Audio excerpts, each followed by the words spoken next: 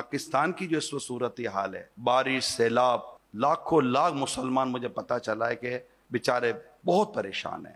اندرون سندھ کی طرف، شاید جنوبی پنجاب کی طرف، پھر یہ بلوچستان کی طرف۔ ہم تو پکے گھروں میں رہتے ہیں، ہمیں شاید اتنا زیادہ اس کا فیل نہیں ہوتا۔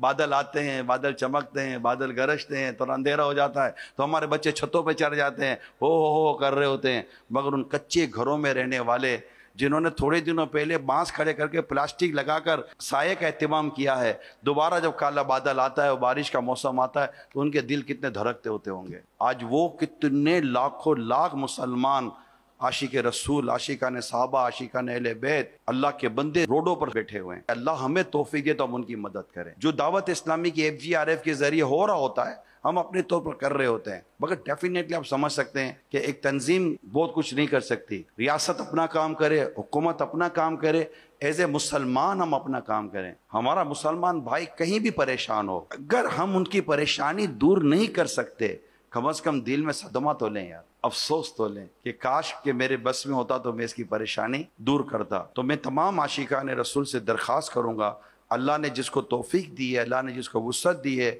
جو کر سکتا ہے برائے کرم جائے اور کرے اور ان کا ساتھ دے۔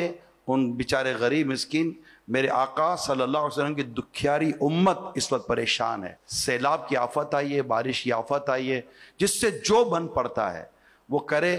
اللہ پاک کس کا 1 روپیہ، کس کا جانا، کس کا کوشش کرنا قبول فرما لے اور اس کا کھلانا قبول فرما لے۔ کوئی ایک وقت کا کھانا ہی کھلا دے، کوئی دودھ کا ڈبہ ہی دیا ہے، کوئی پانی کی بوتل ہی دیا ہے، کوئی بسکٹ ہی دیا ہے، کوئی کچھ بھی دیا ہے، کہ جو کچھ کر سکتا ہے کرے۔